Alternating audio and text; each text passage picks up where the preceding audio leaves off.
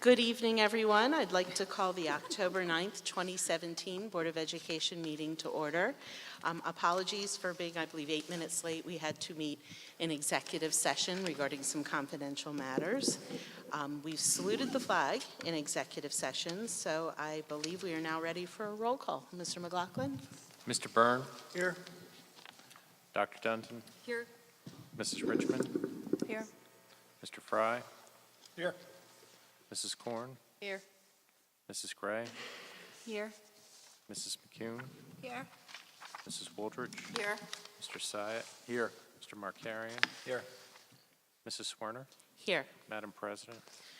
Item number 6 is the statement of public notice. You can all read it at your own discretion. Copies of the agenda are at the front on the stage. I'd like to remind everyone there are 2 opportunities to address the board this evening. During the first public comment session, you can address the board on any of the agenda items. During the second public comment section, you can discuss anything that is on your mind with the board. When you come up to address the board, please sign in, state your name and address, and try to keep your comments to 5 minutes or less.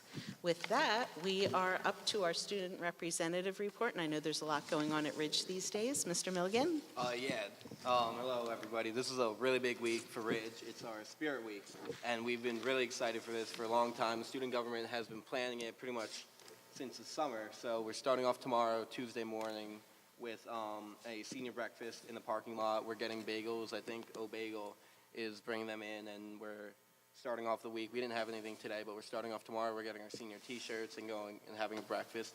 And then Wednesday, we're having Walt Disney Wednesday, which is going to be very fun. The student body is really excited for that. And then Thursday, we're having Tropical Thursday. Everyone's going to come in Hawaiians. We're going to have all of that. And then Friday, we have a pep rally. Now, we haven't had a pep rally since I've been in high school. It ended the year before I got in, and we think it's a really great way to bring the school together, unify the school, and that's been one of the big focal points that we've had so far this year, pretty much bring back the Ridge pride that has kind of gone away in the past. And it's going to be really fun, and we're doing it sort of like a parade. So we're having all the fall sports teams, all the clubs coming down from the hill, going onto the turf while the marching band's playing. The cheerleaders are going to be performing. There's going to be music going on. It's going to be really fun, and we're all really excited for that. And then we have our big pink out game against Immaculata, rivalry game that night, so there should be a big turnout for that with all the school spirit going on. And then Saturday, we have homecoming, which in the past hasn't had a huge turnout, but this year we're looking to turn things around. We have Duck Donuts coming in. We have pizza. We have raffle prizes. Mr. Krause is giving away his parking spot for 2 weeks to the winner of a raffle. So that should be really exciting. And so we're all really excited about this week. We've been planning it for a while, and it should be a lot of fun. Great. Any questions for Mr. Milligan? I know I'm hearing a lot of buzz from a lot of the students. They're really excited about the activities, and they're particularly stoked to have the opportunity to win the principal's parking spot for a few weeks. That's amazing. Great. Well, as always, you're welcome to stay with us, and if not, go do your homework. That's fine. Thank you for joining us. Good luck. Great. We're up to board presentation. Tonight is the night we get the culture and climate survey results. For board members, all you need is this one packet. We're going to go down into the audience and hear what Mr. Markarian has to say.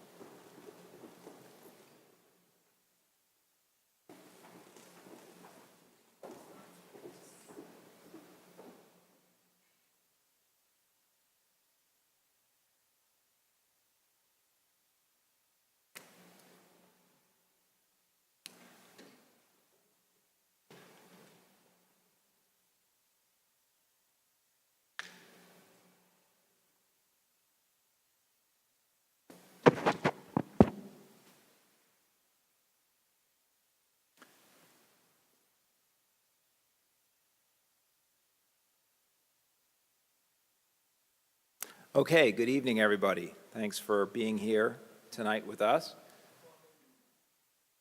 Yeah. I want to start by explaining a little bit about what exactly this survey is about and what it entails in terms of information, where the information came from, where the survey came from. So the school district wanted to do a climate survey on the schools as individual schools. Okay, so each school ran their own climate survey. We wanted to make sure that we used something that had a research basis to it for some validity, and in doing so, we decided to use a survey that was provided by the New Jersey Department of Education and one that was collaboratively created with Rutgers. So I'm just showing you this website. It's very simple to get to. If you go to Google and you just do New Jersey Department of Education Climate Survey, it's going to take you to this page. As you scroll down, you will see the actual questionnaires that were available for staff, for elementary students, for high school students. It's the same survey for grades 6 to 12. The parent survey, each of them having the actual questionnaires, and survey and data pace display tools. I'll explain more about how those were used later. But so that you understand, these questions in this survey are broad and generic, looking at schools in a variety of domains to talk about the climate of the school. However, we also wanted to ask not necessarily NJDOE/Rutgers questions, but some of our own local questions, things that had kind of come up over time, things that maybe were kind of conjectured about in conversations that we've been having over the past couple of years. So we took the survey and we divided it into two parts. The first part was designed specifically to match the Rutgers survey that the DOE posted. The second part of each of the surveys were the local homegrown questions, if you will, okay? If you recall participating in any of these surveys last year, you know that we took all the questions and we put them out as part of a Google form type of survey. All that information then came back and had to be organized in a way that hopefully you'll be able to digest. We did this process for 5 schools. Mount Prospect School had already started their own survey project, climate survey project, but we decided to do the other 5 schools in this manner. So therefore, there are 5 schools. Each school has a parent survey, a staff survey, and a student survey. So when we were finished, we had 15 surveys to administer. Staff, students, and parents, 5 schools. Each of those surveys then came together to develop a climate survey for each school, with the exception of Mount Prospect, okay? So by the time you get finished putting that all together, you have 200 pages of information coming back. So I want to start with some disclaimers, okay? First of all, we're not going to go through 200 pages of surveys tonight, okay? We'll look at one school tonight, and you'll get a sense for how to read the surveys, and then I will make sure that all of the surveys are available for the entire public, and we can revisit them, okay? The second thing is there are going to be questions that I'll tell you right now I am working already on trying to find the answers to, and we will get into that as we go through some of the information, okay? The other thing to keep in mind is all I'm prepared to do tonight is to share the results of the survey. I can't tell you this is causing that or that is causing this. I'm not here to establish cause and effect. I'm here to start opening up the dialogue for where we might see some opportunities to try to make some improvements. but I can't give you a cause and effect. All I can tell you is that we asked a question, and here was the response to that question. And here's the aggregation of all the responses to that question, okay? So that's kind of the limitations for what I can do tonight.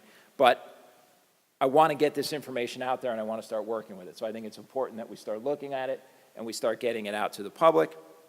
The schools, by the way, do have this information already. They helped me get this far. Okay, so back to this document. 199 pages, sorry.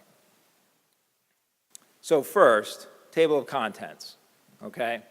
As I mentioned, 5 schools. Each school had 3 surveys done in order to do the climate survey for the school. We'll start, just because Ridge is first, we'll do Ridge, and I'll go through how we put this together. And then you'll start to get the idea. Okay, so each of these slides is going to show you the exact questions that were in the original survey. Okay, these are surveys coming from the DOE. You will know that you're looking at DOE information whenever the data appears in these black and white tables, and there is a subscript at the bottom of the page indicating it's from the NJ DOE questions.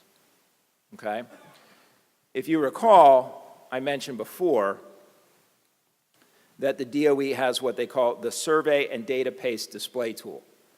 So basically what that allows you to do is to take all the aggregate information that was in the tables coming out of the survey, kind of cut and paste the result, and when you do the cut and paste, they had an Excel sheet kind of set up to help you get to the point where the data gets displayed this way, to summarize it in a nice fashion, okay?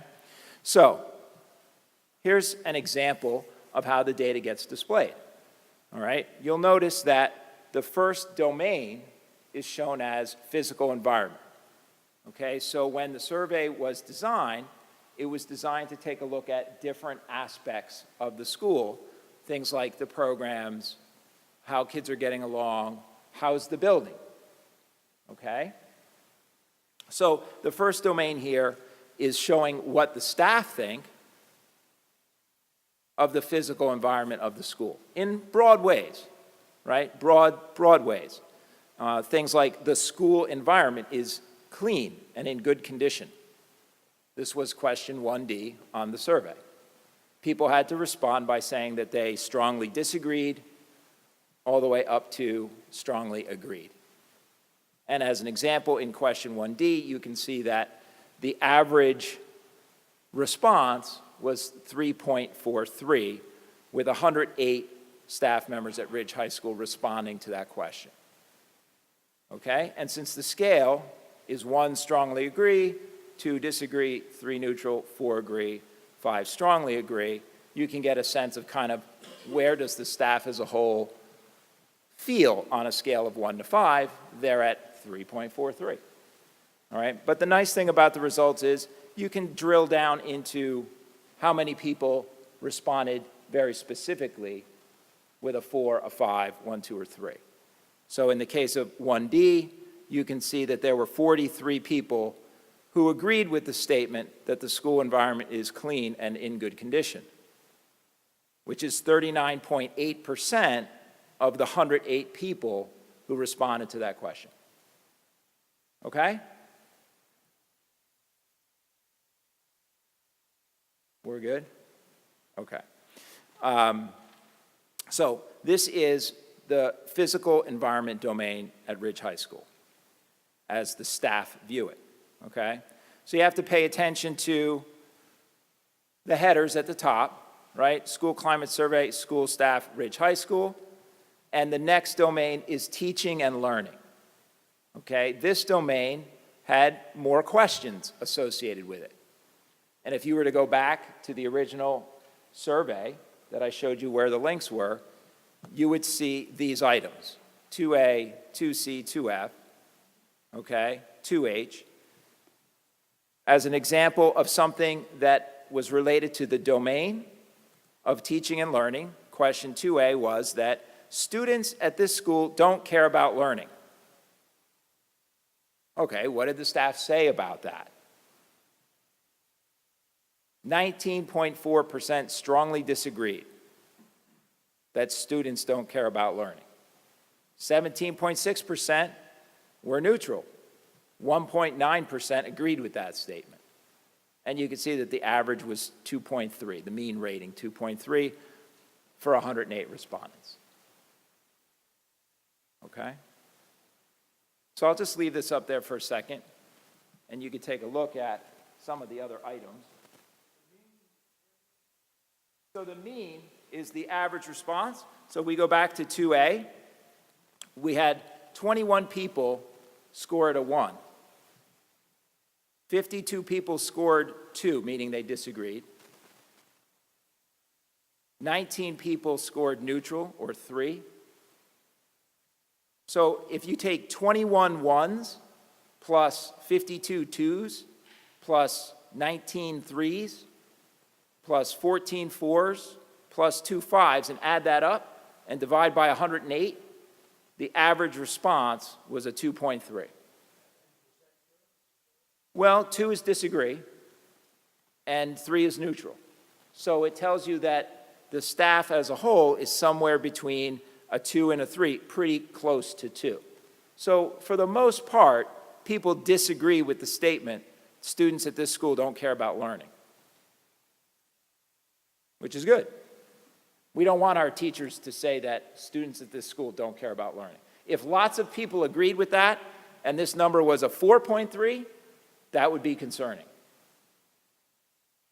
Okay? 2I, students at this school are encouraged to think critically. The average response was 3.8, which is pretty close to agreeing with that statement, since agree is a 4.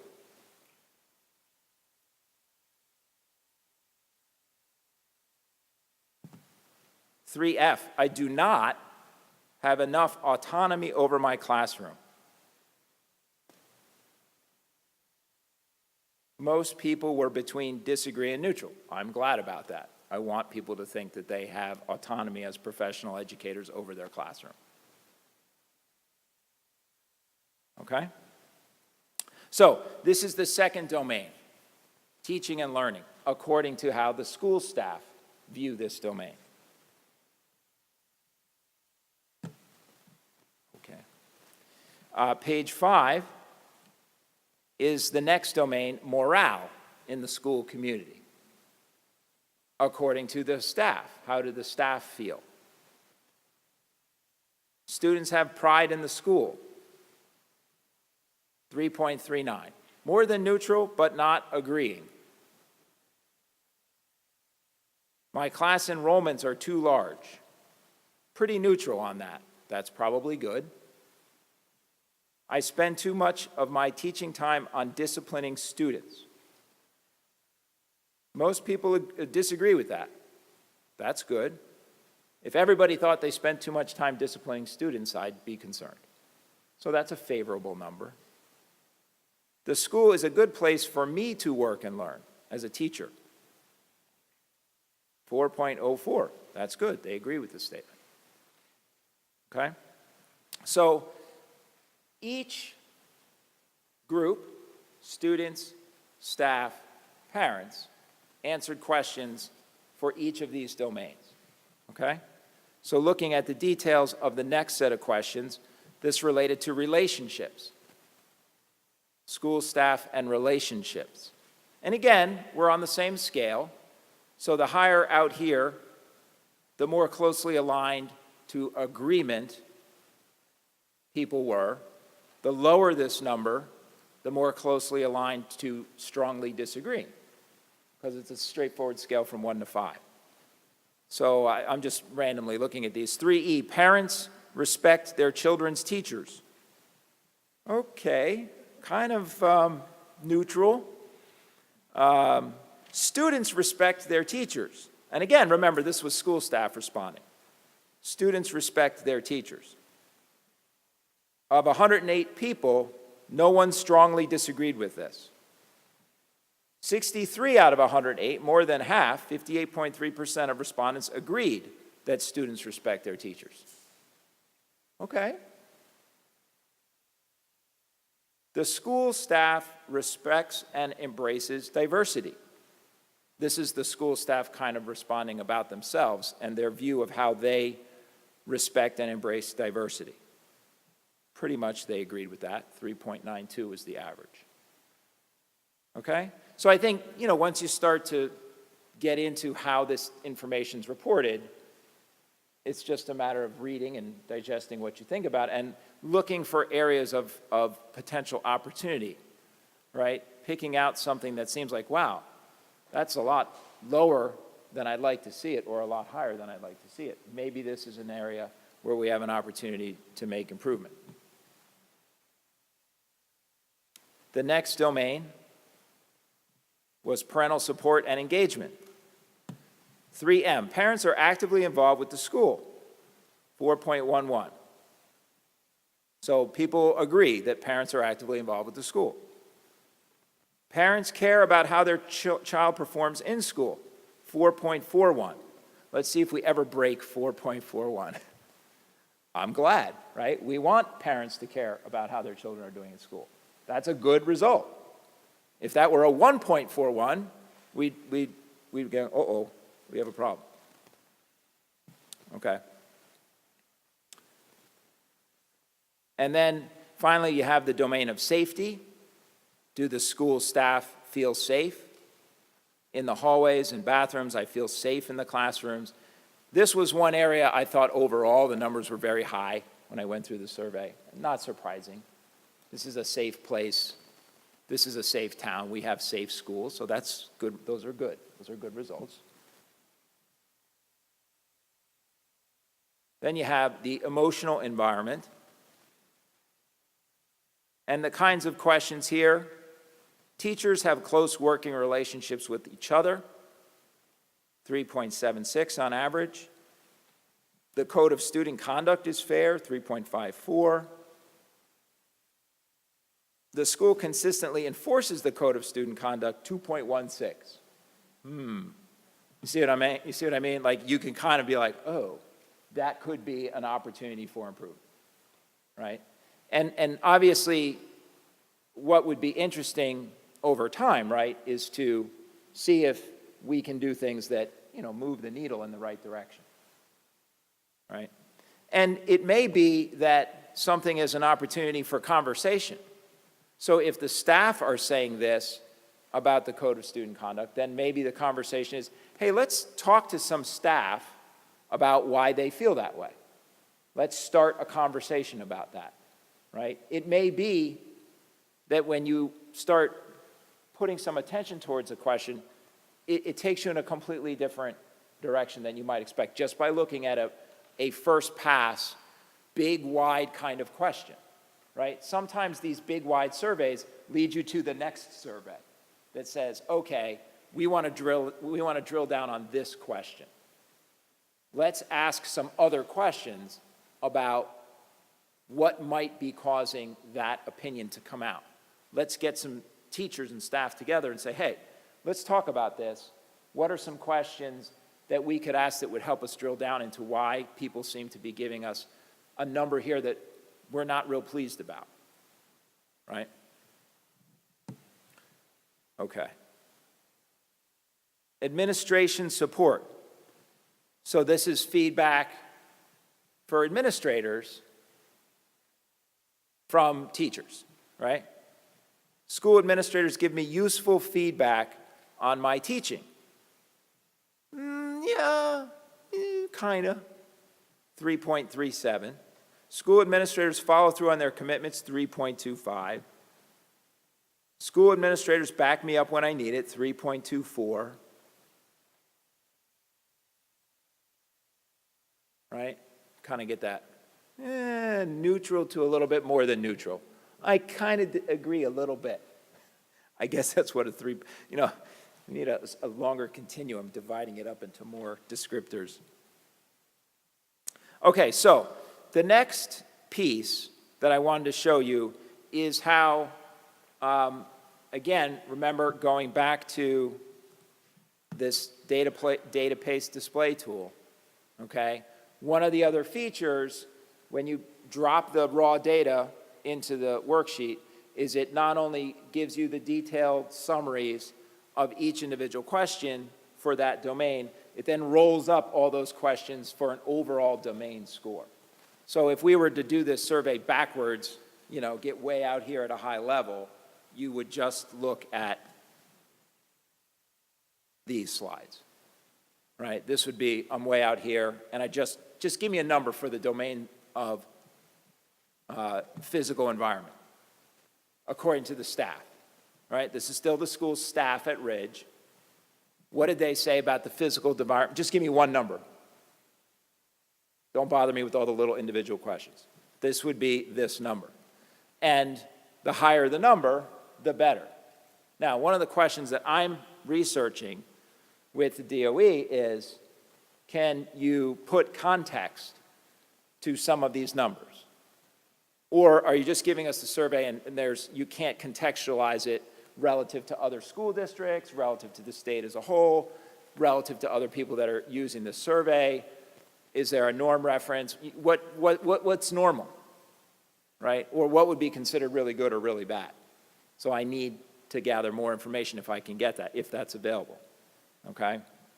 But generally speaking, what they've done is they've taken each person's responses on the questions of physical environment, brought them all together, and come up with a number on a scale of 0 to 100. Okay?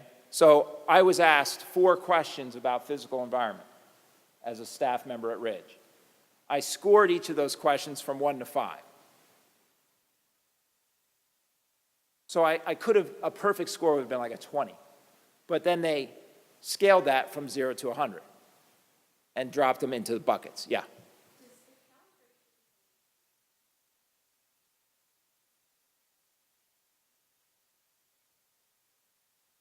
Yeah. Yeah. Yeah. You have to kind of look at each question to understand what you're talking about. But yes, as you start to go through the questions, sometimes agreeing is bad. Other times agreeing is good. Yeah. So again, these are high level now. How did the staff feel about teaching and learning at Ridge? 65.2, higher number. Which of these numbers is going to be the highest? Which domain? Safety, right? Safety was really high. 66.4 on morale in the school community. 63.8 on relationships. 75.3 on parental support and engagement. Remember, they were really high. Yes, parents are involved. Yes, parents care about how their children do in school. Safety was the highest one, 86.7. You had a high percentage of the respondents, okay, giving high marks in this area, all right, on a scaled score. So my survey result, in the 90 to 100 range, 50% of the respondents were scoring safety somewhere between 90 and 100 when they scaled those 1 through 5 scores on a 0 to 100 scale. Emotional environment, 57.0, and administration support, 57.5. Okay? And I do want to try to contextualize these numbers better, but that's why I wanted to show you the detailed responses too. Because I think from the detailed responses, you can get a really good sense of what's going on, even though some of these broad, high-level numbers don't feel like they're telling you as much. So I think it's important to have both. Okay? All right, so that basically represents 1/15 of the whole, right? 1/15 of the whole. One school just looking at staff. And then you'd go through that 4 more times. Now, remember, I told you at the beginning that in addition to the state questions, we added our own. And if you get into the pattern here, you can see very quickly when we're switching from the DOE questions to the ones that we asked and got the data back in the Google form response. Okay? And quickly you're going from black and white to color, And I believe at the bottom of the page, it'll say down here, Bernards Township survey questions. So you know whether you're looking at these DOE questions or the local questions. And these are the local questions that we asked the staff. The first one was, the grade level or area I teach or work in, you know, what do you teach? In terms of challenge, I feel the curriculum I teach is appropriate for my students. 71% of people said yes, they feel the curriculum that they teach is appropriate for their students. In terms of the amount, I feel the curriculum I teach is appropriate for my students, the amount that they're asking the students. And then down here you see some of the details. Yes, I can adequately cover all units of study. 41.5% of the staff agreed that yes, they could adequately cover all units of study. No, there is too much packed into the curriculum, 35.8%. Okay, remember that because we're having conversations about instructional time available to staff, right? We're having conversations about that quite a bit relative to the master schedule at Ridge High School. And you have 35.8% of the staff saying that, no, there's too much packed into the curriculum. Number 9, I feel comfortable discussing my students' needs with their parents. 46.3% agreed with that. 13% disagreed with that, and a few more percent strongly disagreed. Number 10, my school's character education program has a positive effect on my students' social and emotional growth. A lot of people were kind of like, gave it the shoulder shrug. Okay? So remember, as you go through this, and as I make this link available to you, it's kind of nice where you can sort of look at it at your own pace. You can look at the colors, make sure you understand it. As soon as you switch back to the DOE, we're back to the black and white. Okay? So this is now switching from the staff to the parents and collecting information effectively on all the same kinds of domains. Maybe the questions are worded differently because they're targeting the parents. Okay? Sorry, just have too many things open at once. Okay, so physical environment, right? That was the first thing for the staff. Now we're asking the parents about it. And here, of course, you see we have a lot of respondents because we're asking parents and not just the teachers. So we have more people to ask. And, you know, the physical environment got pretty good marks. I like my child's school building. Now, I know if we do this again, Drew, the numbers are going to go up because we got the cool R's out there now. So we're going to see these numbers go up next time around. This is morale in the school community. I'm proud that my child attends, in this case, Ridge High School, 4.09. I wish my child went to a different school. I'll add that numbers well, in the disagreement category. Because I don't want people to want to have their kids go somewhere besides Ridge. I'm glad that they don't want their kids, right? Yeah.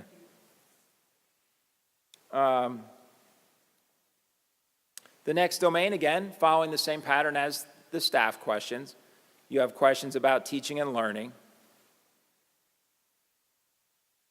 The best teachers and staff are kept at my child's school. Okay. Parents' impressions. Parents' impressions. The teachers at my child's school are excellent, 3.57. The teachers and staff at my child's school follow through on commitments, 3.67. Close to agreement on a lot of this. Relationships. Students at my child's school respect their teachers. Adults in my child's school seem to work well with one another.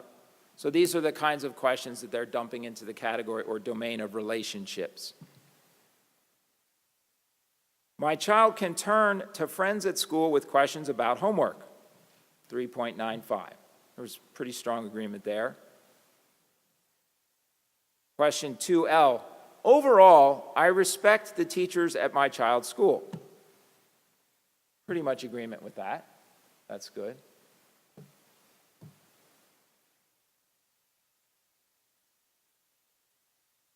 Okay.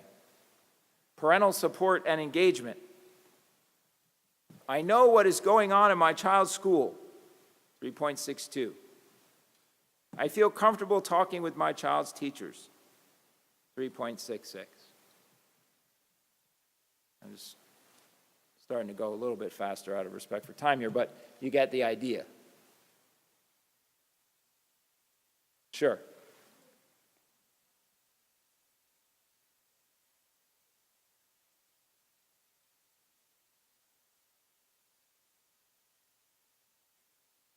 Right, so I don't know that number off the top of my head. How many households are represented by 548?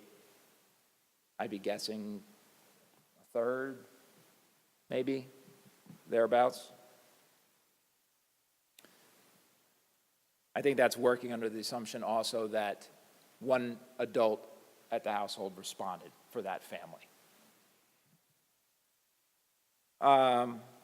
Safety and emotional environment, again, pretty high numbers on the safety aspect, feeling safe at school.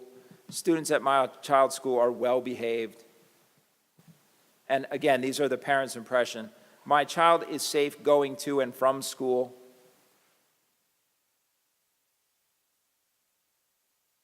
And then again, zooming out and trying to just look at domain scores. The physical environment, 74.6. Teaching and learning, 64.9. Morale, 71.9. Relationships, 68.8. Parental support and engagement, 61.4. Safety, 75.5. Okay, then as soon as you switch to the color, now we're back to the local questions. Indicate how often you use each of the communication systems listed below. So the one that's got the big spike that says weekly, red is weekly, makes sense. Weekly Friday folders get a weekly response, so that's encouraging. People are not really using Twitter or Remind because probably we're not pushing out a lot of information on those two. Home Access Center for non-grade student information isn't used that much. Home Access Center for grade information is used more regularly, daily, weekly, monthly. Again, parents' impressions on homework. My child receives an appropriate amount of homework nightly for his or her course load. 55% say yes, 55% say yes, 40% say no, too much homework, and the remainder, roughly, 5% say no, not enough homework. Only 5% of parents want more homework. Parents, right? Yeah, parents. Okay? We'll see what, I don't know if we asked that exactly to the kids. Which one of the following statements characterizes how you, as a parent, utilize private tutors? We've kind of heard a lot of discussions about how much private tutors are used. After school, summertime, extra academic instruction. 38.5% say that they rarely or never pay for tutors or extra academic classes outside of school. 28.8% said occasionally I'll pay for tutors. 24% said in order to support my child with the Ridge classes they are currently enrolled in, I regularly pay for tutors or extra academic classes outside of school. So about a quarter of parents said that they were doing this regularly. And then some smaller numbers for accelerating, like over the summer to accelerate maybe in a math level or something. And then I pay for tutors and or extra academic classes outside of school to support my child with their current Ridge classes and also to try to accelerate. Those two are smaller fractions.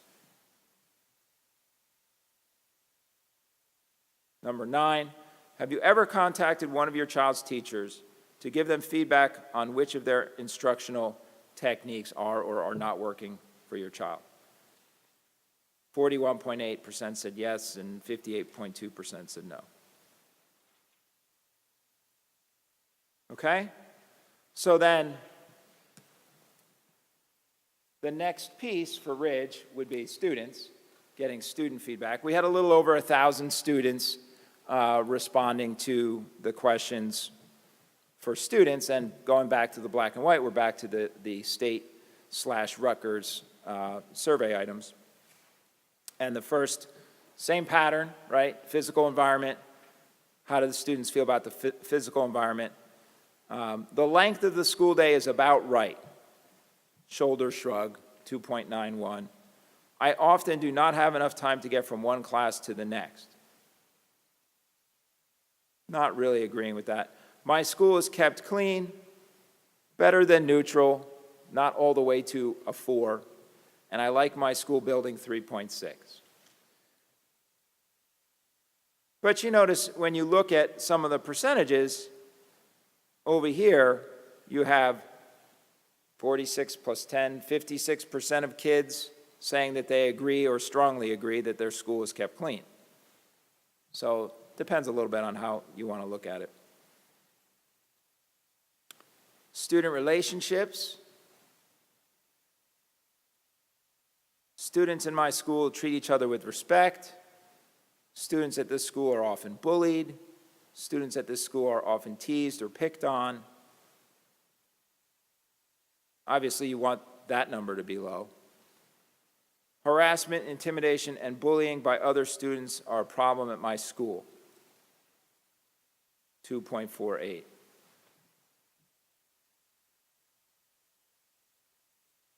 Domain, teaching and learning. Again, according to over 1,000 students at Ridge, my teachers give me a lot of encouragement. My teachers make learning interesting. My teachers will help me improve my work if I do poorly on an assignment. My teachers will give me extra help at school outside of our regular class. Teachers at my school treat students with respect. Adults in this school are usually willing to make the time to give students extra help. Thinking back over the past school year, how often did you feel that the schoolwork you were assigned was meaningful and important? So one of the wacky things that was part of this survey was that sometimes the 1 to 5 scale didn't match every question. It's right in the survey, and it is 1 to 5, but the descriptors are not 1 strongly agree, 5, 1. It's a scale of 1 to 5, but the words are different. And I think that in the download, the way the state set it up was everything was just 1 to 5 with the same labels on the spreadsheet. But if you're really curious, you can go look at the questionnaire to see what the descriptors were for 7C. You have the question there, so it's easy to do. Yeah.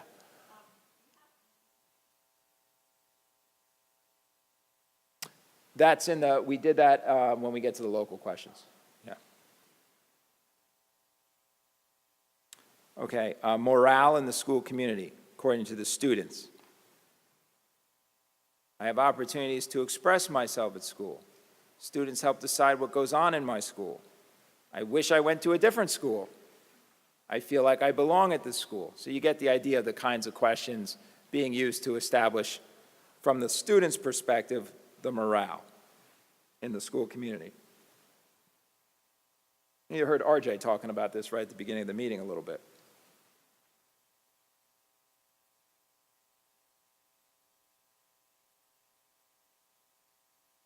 Again, students' perceptions. My family wants me to do well in school. That might be the biggest one so far, 4.59. My parents ask if I've gotten my homework done, 3.76. My parents would punish me if they found out I skipped school. Most of the kids agree that they would get in trouble if they got caught skipping school. Safety. I sometimes stay home because I do not feel safe at school. I'm glad that there's disagreement about that. How safe do you feel outside around the school? Kind of a shoulder shrug on that one. How safe do you feel in the hallways and bathrooms? How safe do you feel in your classes?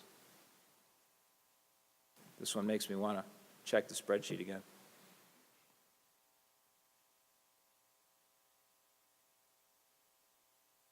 Emotional environment. School has clear rules and consequences for behaviors. Kids are well behaved. These are the kinds of questions. A lot of things about behavior and how students are treating each other in the emotional environment. There are lots of chances for students in my school to talk with a teacher one-on-one. Adults in this school apply the same rules to all students equally. Sometimes you get a little frustrated when you look down and you see a lot of things that are around, like, it feels like there's a lot of 3 if you just look at the average. So I tend to look more at the smaller buckets on 1 to 5. My teachers really care about me.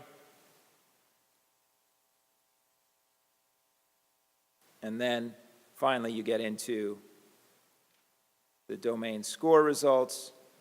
Zooming out, physical environment was 57, teaching and learning 58, morale 58.7, student relationships 60.8, parental support 78.7, safety 86.4.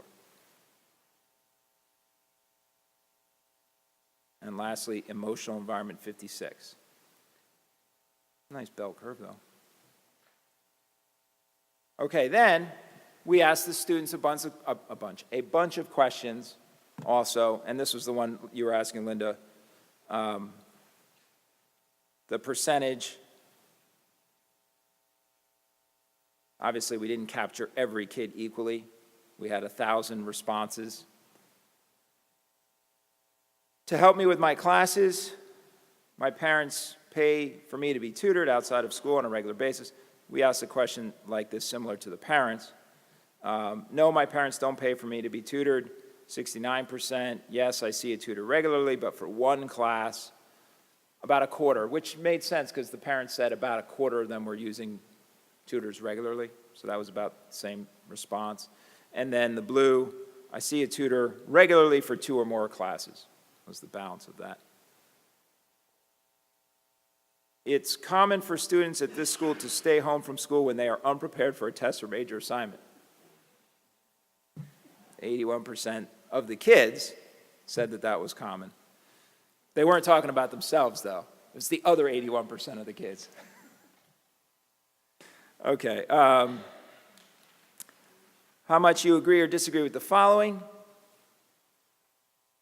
Throughout my years in school, my teachers have helped me to develop good organizational and study skills. So we asked about study skills. Green is agree. Blue is strongly disagree. Purple is strongly agree. When I am absent from school, my teachers are helpful and flexible with allowing me the time I need to make up missed work and assignments. There's a good amount of agreement with that. My teachers utilize a variety of methods to communicate with me, to keep me well informed about class resources, due dates, tests, and quiz dates. Cheating is a big problem in my school.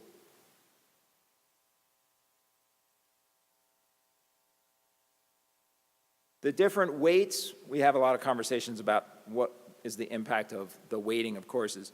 The different weights for GPA of college prep, honors, and AP classes motivate me to schedule courses, and it didn't all fit in there, that might be too hard or may not be stuff I'm interested in, was the gist of the question.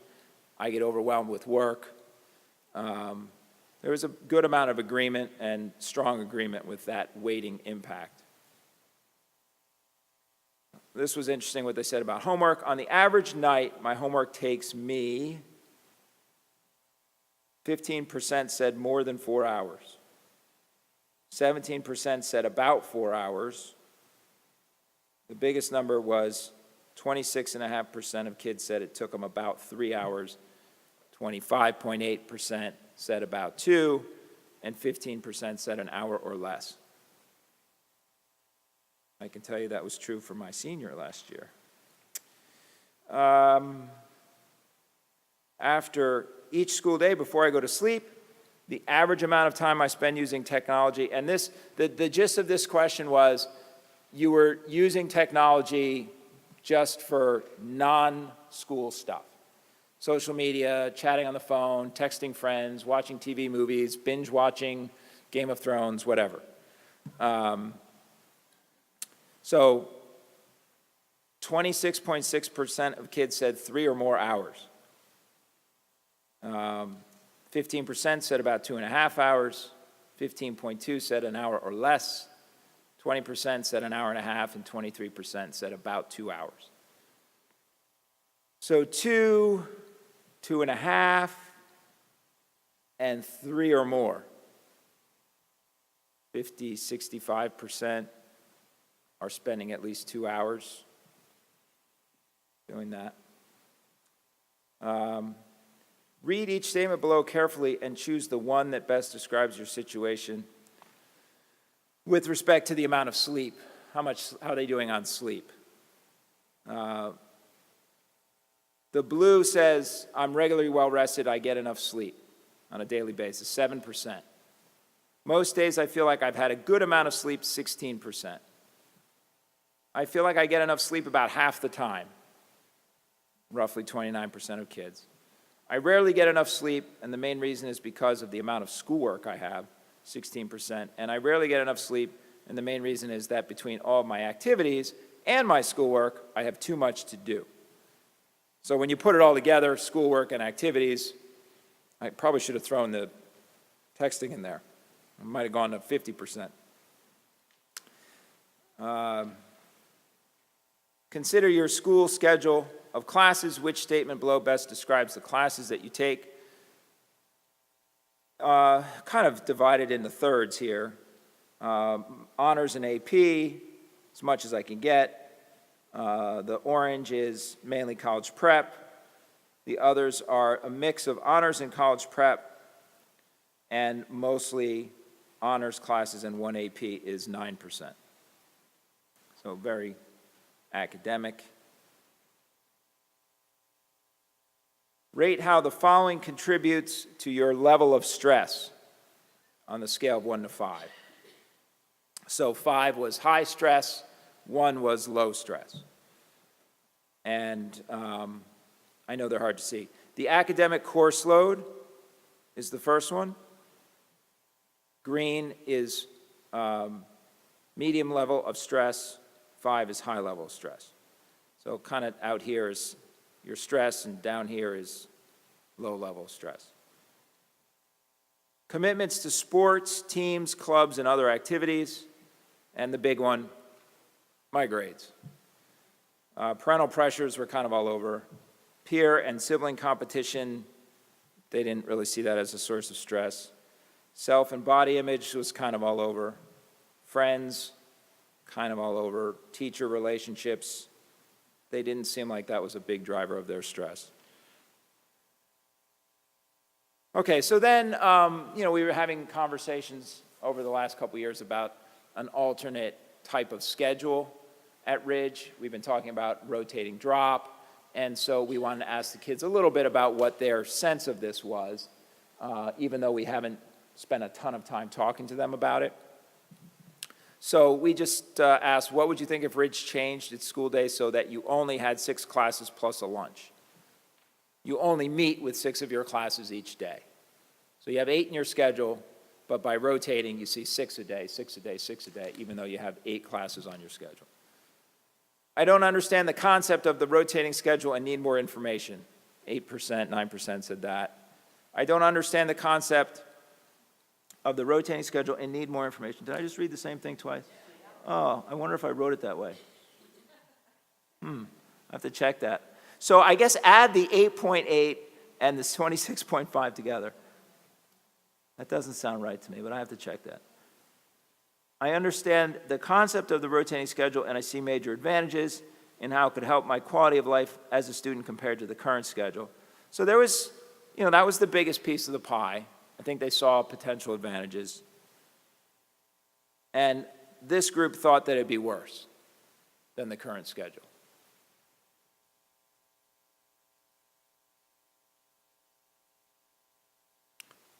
Which statement below best describes how you currently purchase food offered for school lunch? Because we've been having conversations about how we would handle the cafeteria if we were in the rotating drop. So I wanted to ask them a little bit about this.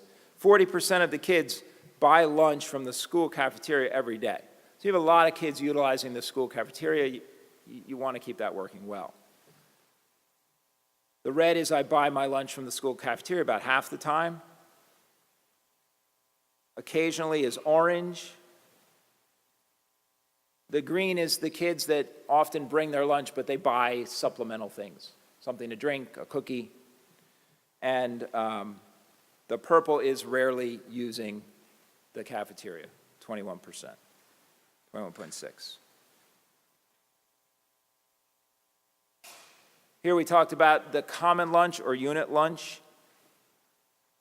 In other words, everybody has lunch at the same time. There's only one lunch period during the day. I don't understand and can't form an opinion about unit lunch. That's only 8%. I understand unit lunch, but I would really hate it if I could not enjoy the same level of food options we currently have. So we were talking about the fact that with the current cafeteria, it'd be difficult to feed everyone, impossible, really, to feed as many kids as are currently using the cafeteria in a unit lunch. We couldn't do it. I understand unit lunch and would not mind fewer food choices and non-traditional seating arrangements if I get the benefit of having all my friends in a single lunch period.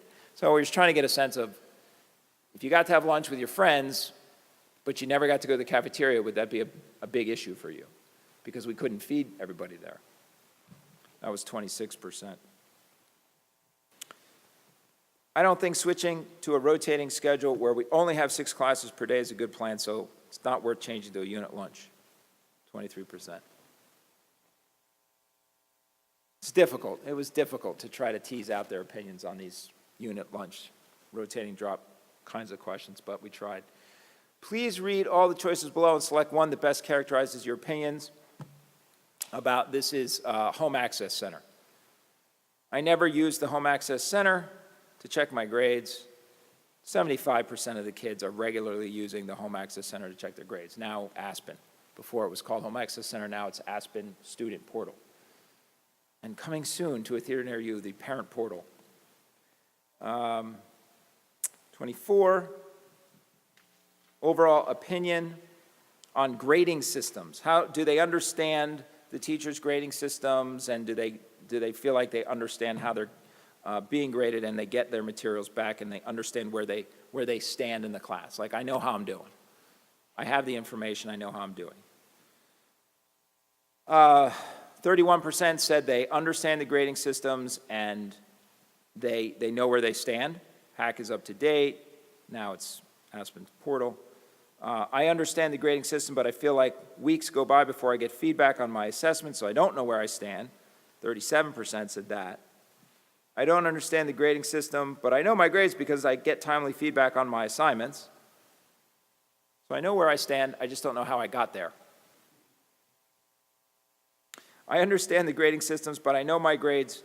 I don't understand the grading systems, but I know my grades because I get timely feedback on my assignments tests. I understand the grading systems, and teachers are good about keeping Hack up to date, but I get stressed out constantly looking at my class averages on Hack. So there's some sentiment of that, constantly looking at their classes and feeling stressed out, which matches that really high bar on stress and grades. Our school community is accepting of people regardless of their race, gender identity, sexual orientation, religion, nationality.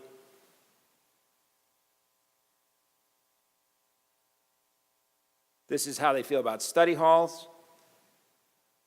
The red study halls are important for me. I need the time to relax and have a break. 51.8% said they're important to me because I study. And the orange, study halls are not very useful for me. I only have them to make the rest of my class schedule work. I felt secure and well supported in my transition from being an 8th grader at Williams to being a 9th grader at Ridge. Trying to get a sense if we need to work on the transitions more.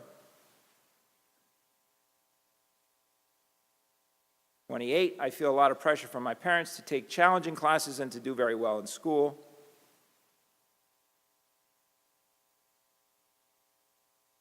And they're kind of all over on that one.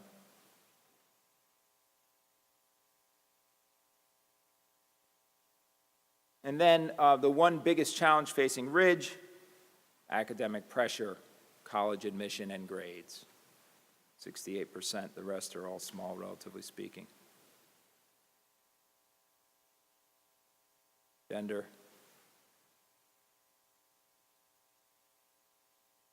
Ridge High School has successfully taught me about. Okay, down here again, agreement is to the right, disagreements to the left. The dangers of substance abuse. Green is agree, purple is strongly agree, blue, strongly disagree, disagree. I gotta check that, something's funky there, we got an extra color. Yeah. How to manage my academic stress. Being responsible, they're doubled up here. For some reason, they doubled these last two. So just ignore one of them. Being responsible with my use of technology. How the school guidance counselors and student assistance counselors can help. And how to get help for someone who's talking about suicide.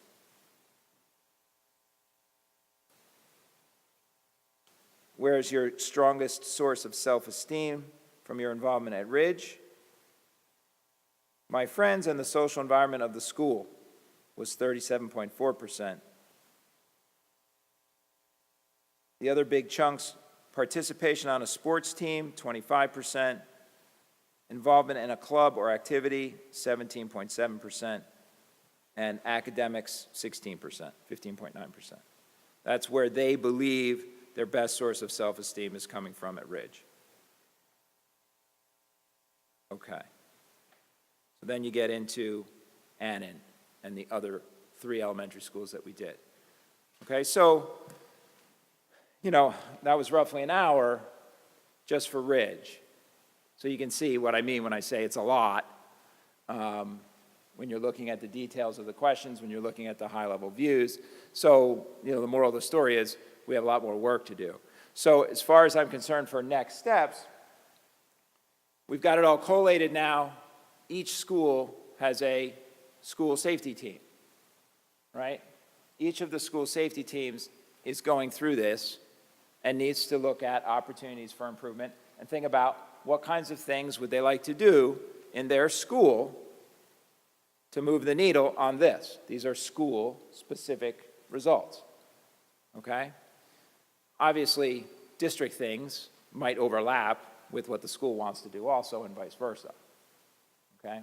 The second thing is that what we didn't have here were open-ended responses.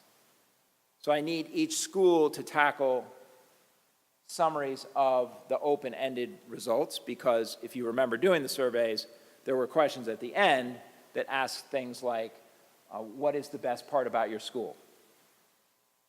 What would you like to see changed at your school? Tell us what you think. Those kinds of questions. So are there any patterns that we see in the way folks are responding to open-ended questions? We have to take a look at that. So we have our work to do. And I want to see if I can get any norm reference types of information out of the state relative to those state level surveys. Okay? Any questions from board members? And I will get this link out with the minutes. So start at this end today. Who analyzes the data? And you said something about the safety team. Right. So Who was on that safety team? So the school safety teams are generally going to be guidance counselors, SACs, school administrators, teachers, a mixed group. Okay. Is that going to be the same for each? For each school. Yeah, they have a team. Each school has a team. And then we meet as a district group too. Okay. Yeah. Mike? Mr. Burns, sorry. I have a number of comments. One, I don't think suicides, and this is not just a safety team issue. I find lots of things and areas for improvement from what I can see. We're looking at 20 or 30% of the students and the teachers and the staff, parents, who are given the wrong answers. At least that's my opinion. I don't think the challenge value means a thing. I think it makes things look better when you get 20 and 30% of the people with a funny answer, I think it means there's a lot of work to be done, a lot of analysis to be done. And I don't think the suicide and safety group is the question. I think the whole basis of the school and what's going on is being challenged a little bit by this. I also think that you need some professional help comparing to other I districts. definitely need professional help. Because it's so hard to understand, how important is this, and is it normal for 20 or 30% of the Right, people to? right. I'm working on that. If I can't get that out of the state, then maybe we'll have to look at that. So I think that's my 2 cents. I would like to see a lot more effort. There's been a lot of effort so far, just so you know.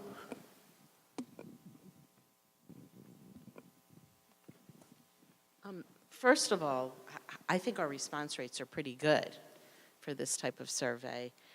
So I think we have some really valuable data. I do disagree. I don't think there's such thing as a wrong answer. People answer based on their perception of reality. So you may not agree with every answer, but every answer is valid. And you also don't have every single person taking the survey. Yeah. I had a question about the open-ended responses, which there's a lot of value in those, and they're much harder to quantify. Yes. Are they going to be posted online along with the survey results? They're not included in this, so I probably wouldn't do that. I'd probably try to collate that and then get that out there after it's been Okay. organized in a way that is a little easier to digest. Okay. If that could be shared with Yeah, the board, that sure. would be really useful. And then taking the action items a little further, I think probably the majority of the board would agree that as the school-specific safety teams evaluate their school-specific responses and develop action plans, we'd be curious to hear what they're working on as they move forward. And then to flip it, I think it might be good for the board to take some more time to analyze the results, maybe provide feedback to our SEL, and come up with some priorities from a board perspective based on the feedback. I know there were a few things, I'm not going to get into the specifics tonight, but there were a few things that really struck and concerned me that I think we need to work on right away. Things like the students not having an awareness of our resource officers. That could be a really simple fix and add a lot of value. Okay. I just wanted to say a few things that jumped out at me from the Ridge analysis, since that's the only one we have time to look at tonight, where there's some synergy between the different groups that were surveyed. So I feel like the staff and students may have both identified inconsistencies and code of conduct type of stuff. So I think that's interesting. And then there also seems to be a sense among the students that the homework they're assigned is not totally beneficial, and I think the parents might have been in synergy with that. And another thing that really jumped out at me was parents saying the school has not helped their children learn time management. And then we saw in the student responses how poorly they're managing their time with their social media binging at the end of the day. And so I really think that is an area where our modern students struggle, and they go on to college and they continue to struggle with this exact same issue. And it's something that the changing times demands more attention to, even though we'd like to say that this is a family issue and, a self-control issue, but, we're in the middle of it too. So I think whatever we can do on that one is important.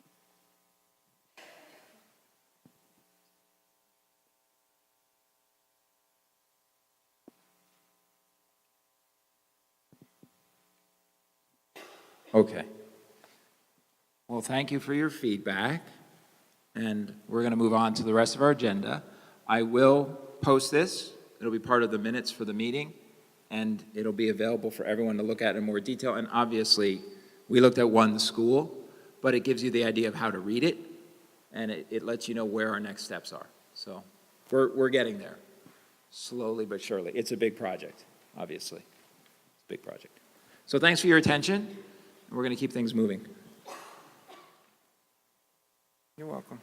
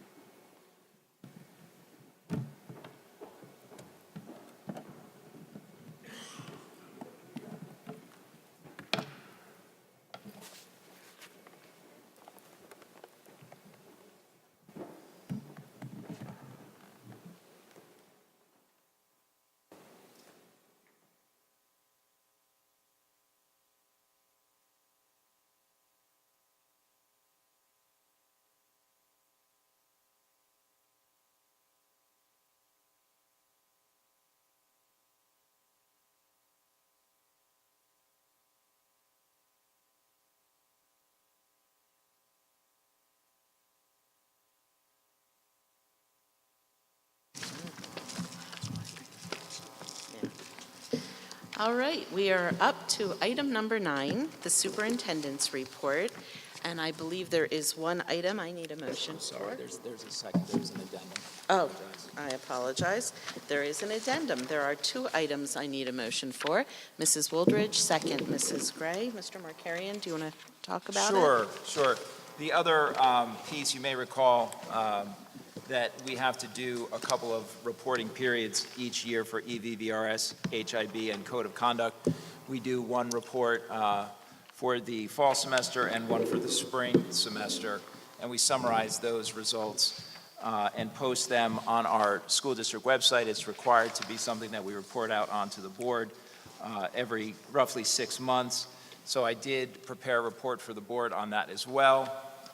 And it's very similar to prior year's reports in terms of the number of incidents. The one thing that I would say about our Code of Conduct report for this year, and an issue that has been something that we've been dealing with a little bit more, probably would be associated with vaping, honestly, and having to deal with these devices that are cropping up more and more in our schools. I've been on the phone with Mrs. Hudak, with high school administrators in the last year about this issue as well. And it's a challenging issue because many of these devices can be used to honestly ingest marijuana, that we really look at them as drug paraphernalia. We've had to adjust a little bit our regulations to include that, make it clear that we consider these devices to be drug paraphernalia and had to handle them accordingly. So as far as overall trends go, I would say that in the last year or so, that would probably be the one thing that we see cropping up a little bit more with respect to conduct and behavior issues. Other than that, we haven't really seen any new patterns of behavior.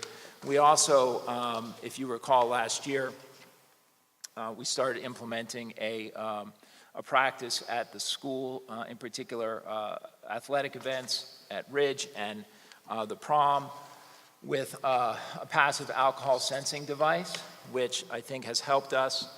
We've seen a little bit of decline in terms of the need to send students out for testing at our sporting events. So I'm glad to see that. I'm hoping that the action that the board took to implement that policy has been part of the reason. I can't swear to that cause-effect relationship, but I'm pleased to say I think that's helped, and hopefully it continues to do so. We'll see how we do this year. Are there any questions for Mr. Markarian before we vote?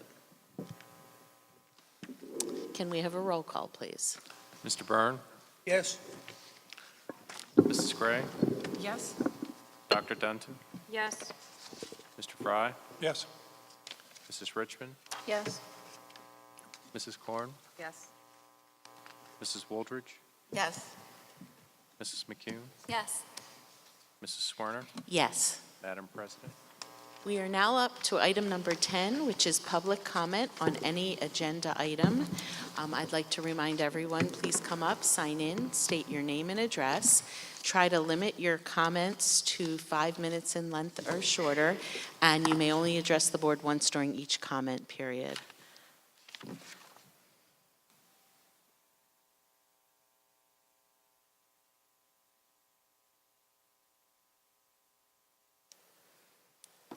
I also want to point out if there are any students in the room who would like to address the board, we know the second public comment session is a little later, so if you have anything to address the board, you can do it at this time. James Vopel, 20 Evergreen Place. In taking a look at the climate survey, it's very interested, and rest assured I'll be checking out the elementary schools climate. I just wanted to understand in terms of staff participation, was it mandated that all staff participate, or was it optional? Because I think that's quite telling if this is a survey that, well, you can fill it out if you want, or if it was a mandate placed on the staff saying that we need your feedback, we want your feedback, so you must fill it out. I'm assuming that the filling out of these forms were anonymous from staff, that they didn't have to put their names on it. I did notice that there was a lot of participation, but in terms of the total number, I don't know what the total number of staff is for, you know, the high school, the middle school, and then all of the elementary school. So I don't know if that's broken down later on somewhere in this survey.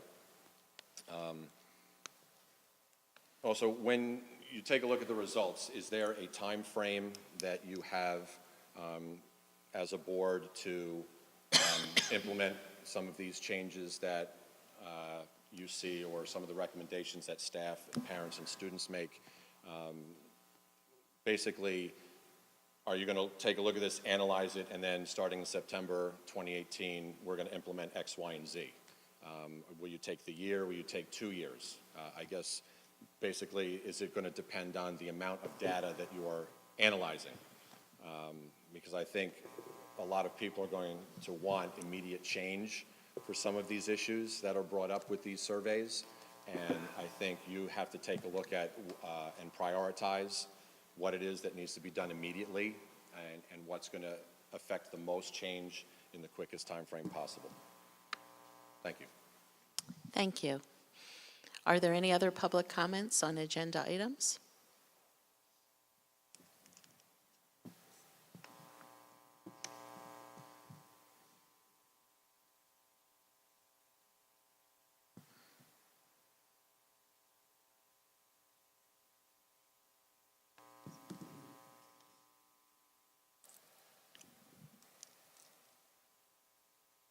Good evening. Laura Begg, 15 Pitney Court. I just had a couple of comments on the survey. First, I would love to see the full results of the survey, obviously. We've all contributed, and in the world of transparency, it would be great if parents could get a full view of that, including the comments. But I had a question just about the protocol. You mentioned that there are these committees that are gathered at each school to address and create action plan and such, but you didn't mention that the principals are part of those committees, and I just wondered if you could clarify whether or not the principals do sit on that committee. And then I also just was curious about one of the results for Ridge High School, and that was the question relating to parents feeling as though they're involved in important decisions at the school. That number was quite low, and it stood out. I know that we're not supposed to be interpreting necessarily all of these results tonight, but I do think that that's something that would have to be addressed. And then finally, I'm not sure if it was just the language that you used, if it was purposeful or if it was, not purposeful, but when you mentioned that the comments that were made by the parents on these, the surveys, and the students, I imagine also, if they were given open-ended, question opportunities, that those comments would be sort of categorized and shared with the teams at each school. And I just want to express that in agreement with Ms. Swerner that having sort of a clear view of those comments is really important to be able to create action plans around, and it would be an injustice to those teams if they were denied a full view of those comments. So I hope that in your protocol, everyone's getting a full view of the responses from the community. Thank you. Thank you.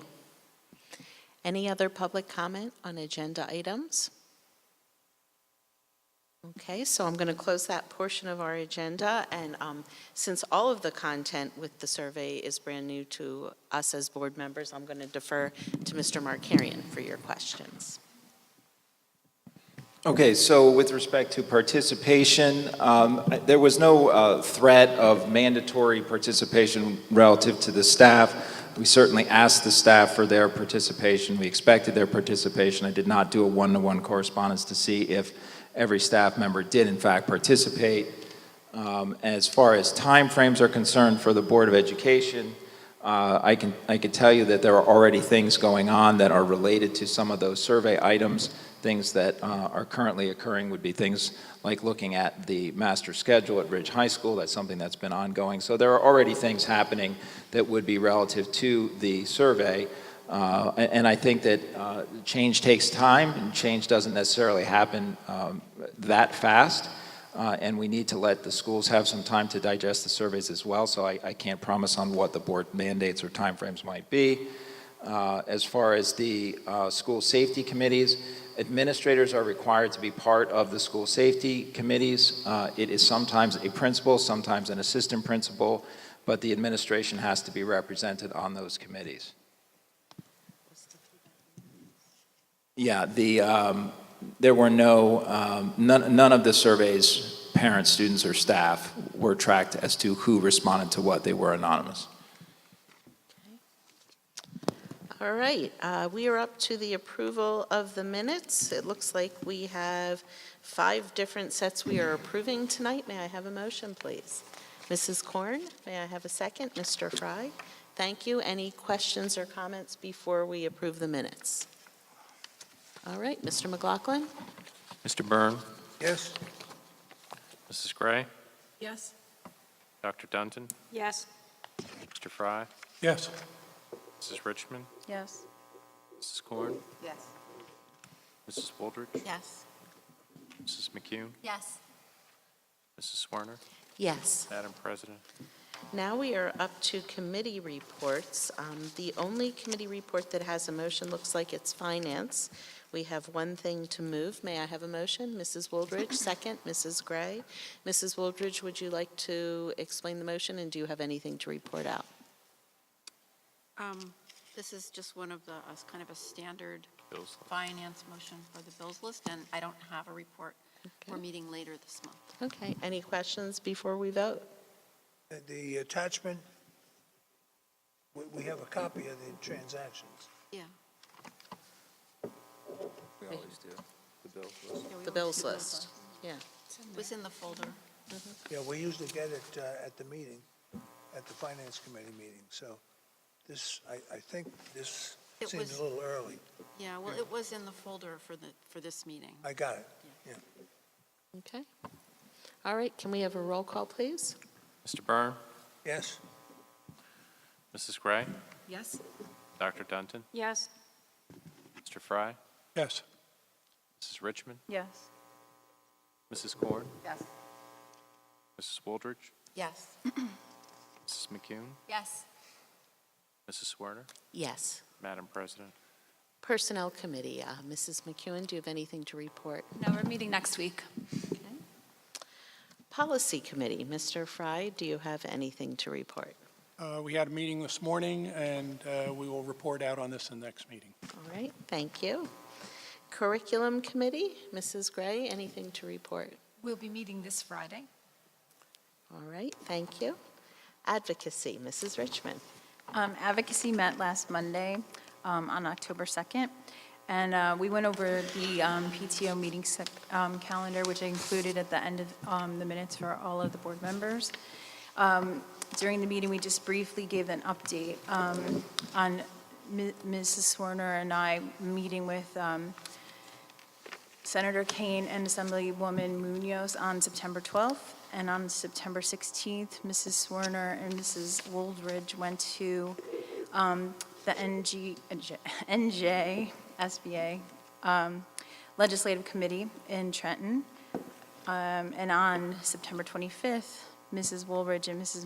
McCune met with Assemblyman John Bramnick to discuss school-related issues. So we just updated them on that. We also talked about some of the municipal alliance events that are coming up, and there's a full schedule of those in the minutes for all the board members if they're interested. Mr. McCarrion gave a brief update to all the PTO presidents about the technology presentation that was delivered to the Board of Ed on September 25th, and we talked about a little bit of concerns about technology there. We also did a follow-up with the PTO presidents about potential PTO meetings, especially related to curriculum and what subjects would be going to what PTOs and schools. And I did put those also into the list of meeting dates at the end. I did want to just bring people's attention to some of those, especially because one of them is this week. Well, last week, we actually had one. There was a K-2 curriculum for science with Mr. Misiak, the supervisor of science and technology, that was given at Oak Street. I tried to pull it up to see if it was online yet, and I couldn't quite, my phone wasn't able to bring up the Oak Street PTO website. For some reason, it was having difficulty, so I'm not sure if it's there. But I didn't see it posted on our district website. I didn't see it on Mr. Misiak's thing either. So just so that we can try to find a link for that for people who are interested in that. On Wednesday, we are going to have a parent program called the Nurtured Heart, and it's a program that the Effective School Solutions will be coming in and talking to parents about how to be positive with their kids and enrich them and nurture their children. That's at the Ridge Pack at 7. November 16th, there will be a standard-based report card assessment presentation at Cedar Hill PTO meeting. Then on December 6th, the Language Arts will be doing a grammar and gum packet.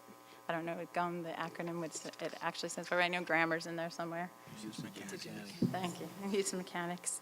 And Mr. Hunter will be doing that one at Mountain Prospect. And those are the ones that are most upcoming, and I just wanted you to be aware of them, especially for Wednesdays, the Nurtured Heart one. We did briefly talk about rotating drop schedule and Aspen, an Aspen update with the PTO presidents. As Mr. McCarry made reference to a little bit earlier during his presentation, the rollout for the parent portal will be, is coming soon. Hopefully this week. Hopefully this week, he said. There were a couple questions and concerns that came up from the PTO meeting. One was a question about the voluntary random drug test form and the use of it, how it will be, if Ridge can possibly use it the same way WAMS did in terms of having the parents decide, not that they have to say yes or have to say no, but they do have to make a decision for their child, and whether it can be done through Aspen. So Mr. McCarron was going to talk to Mr. Kraus and Mrs. Hudock about that. And then there was just a question about, at the last board meeting, it was reported out about a safety issue with a grant, and there was just question about the 3M film that was discussed being put on glass at the different schools, and also different swipe keys and entries, where they would be at Ridge in particular, and what kind of security alarms might be on those doors going forward. And then it's just, we have a whole list of 2 pages worth of meetings. So I don't know if anybody has any questions. Thank you. I just want to reiterate, included in that long list of meetings are all of the different PTO meetings that are planned for throughout the year. I'm not sure it's a complete list yet. It's a work in progress. But as a board, we do attempt to send representatives to all of our PTO meetings. And hint, hint, you don't have to sit on the advocacy committee to represent the board at one of the PTO meetings. In fact, I would encourage all of the board members sitting at the table to take a look at the list and let Mrs. Richmond know if you plan on attending a meeting, because we want to make sure we don't send more than a quorum to a meeting, if at all possible. I know I'm remiss in giving you my dates, but I'm going to attend a few too. Mrs. McKeown? Did you? I just had a quick question about the random drug testing sign-up, because I didn't have someone at WAMS when we first put it in, so now I have a sixth grader. So is it going to be linked with Aspen, or how's it going to work?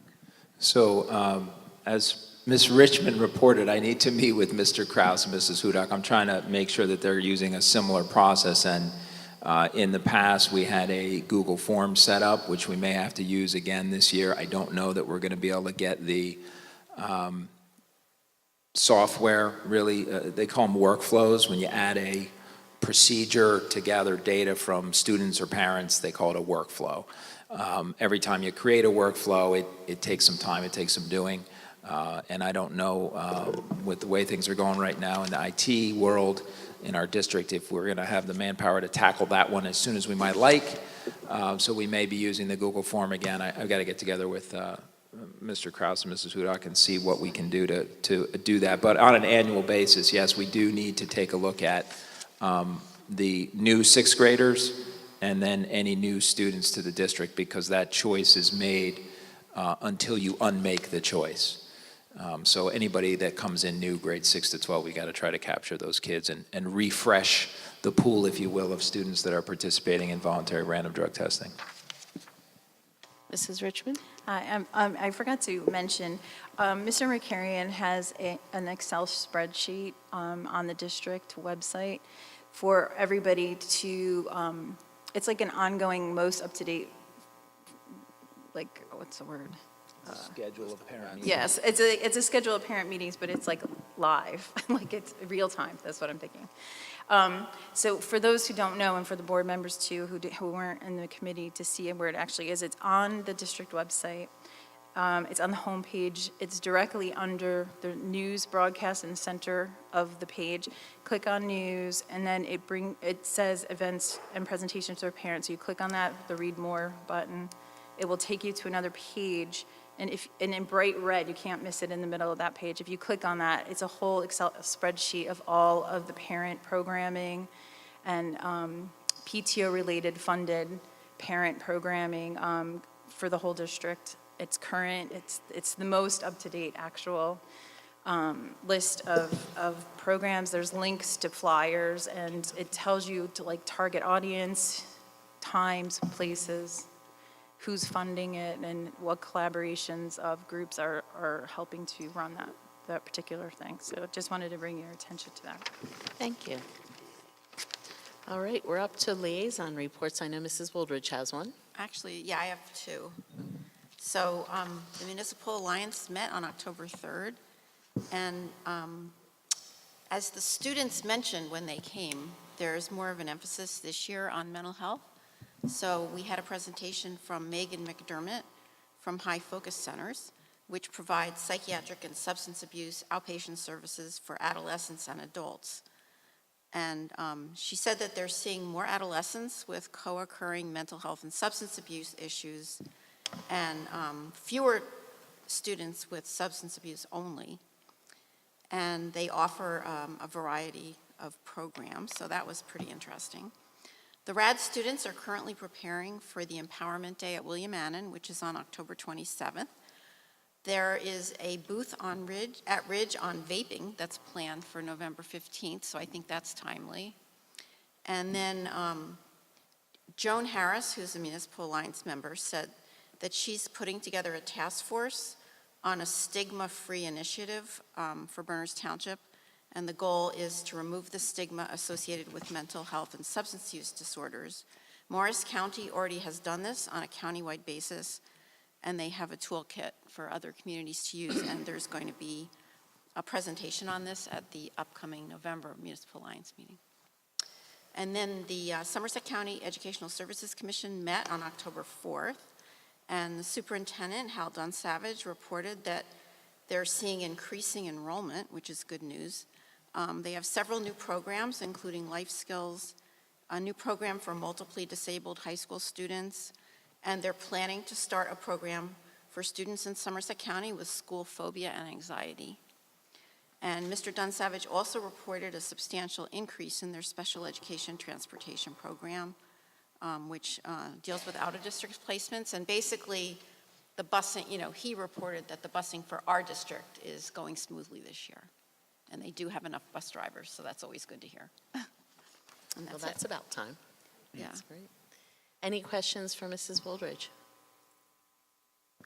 Okay, so now we are up to our ad hoc SEL committee. Is there anything to report at this week? We're meeting. Thursday. Okay. So now we are up to public comment on non-agenda items. This is your opportunity to address us on anything that is on your mind related to our school district. Once again, sign in, state your name and address, limit your comments to 5 minutes, and please address us once during each section.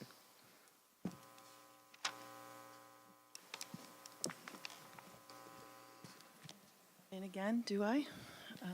No? I think we have your information, I yeah. think you've got it. Okay, Laura Begg, Pitney Court.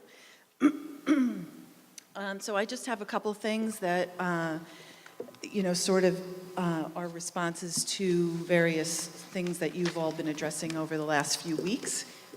Clearly from Mrs. Richmond's agenda, you've got a very full plate, and there are a lot of things that are really wonderful, and especially some of the things that you're doing now for the parents in the evening, some of the programs and such. I know that I really appreciate that. I wish I could get to them all, but it's really a move in the right direction. So just a couple of comments. I understand, the concept of the drop schedule and the benefits that are derived from going in that direction. There are clearly some merits. There are also some things that detract from the student schedule. And I know that should we move in that direction, all of those things will be addressed publicly. However, as noted in a letter that I sent to the board recently, I do not feel that this body should be endorsing any particular improvements to Ridge High School, specifically a redo of the cafeteria to the tune of, whatever $1 million, when there is an urgent need for something to be done at William Annan Middle School around the cafeteria and specifically around the students' ability to actually have a full lunch period every day of the week. As some people may know, right now the students at Ridge split, twice a week. They have a lunch study hall, and the social implications of that are negative. At a time when we're trying to do what we can for that particular population in terms of reducing stress and impacting them in some positive way, I really feel that putting Ridge High School once again ahead of the middle school is moving in the wrong direction. I also feel that similar to Bernardsville, we might want to consider looking at a break for students in the day at William Annan.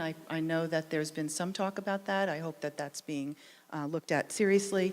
And then lastly, on William Annan, I really do think that we ought to be looking at the grounds and the services that we provide there for, not recess, for gym, and also for perhaps a break. The fields, there aren't really any services there outside. I mean, having gym on an asphalt oval and allowing that to go on for decades is unacceptable in our district. Having a long jump pit that is grown over, fields that you could break your ankle on. I mean, this is not a way that we should be dealing with that population. So I hope that before you consider investing in Ridge High School again and this, new scheduling, that you'll consider doing something at William Annan to improve the conditions and the environment there. And the second thing is regarding the technology. I don't support the technology proposal that was presented, especially at the elementary school level. The high school is a different thing. I've always sort of categorized it separately. There was some protesting even by the board members that the K through 2 should not be exposed to technology. I actually think it should go K through 3. I think that it's our job as parents and educators to actually reverse the amount of technologies that kids are getting, especially at a young age. And I think that most of the literature that's out there regarding child growth and development would support that. So I'm surprised that that was considered as part of the proposal. Third, regarding the meeting with the legislators that you all have, I'm so pleased to see that we're trying to build relationships with our legislators, but I really do feel strongly that that's an opportunity for us to strongly protest and demand that our legislators, seek to remove PARC as a graduation requirement, and that your role in part is to make sure that you represent us in that way. How are... You have about a minute to go. Thank you. How our local senator and assembly people vote is not, in fact, backing up what they're telling you in the meetings. And I think it would be prudent if we specifically asked them in strong language to, support a post of the bill to the Senate.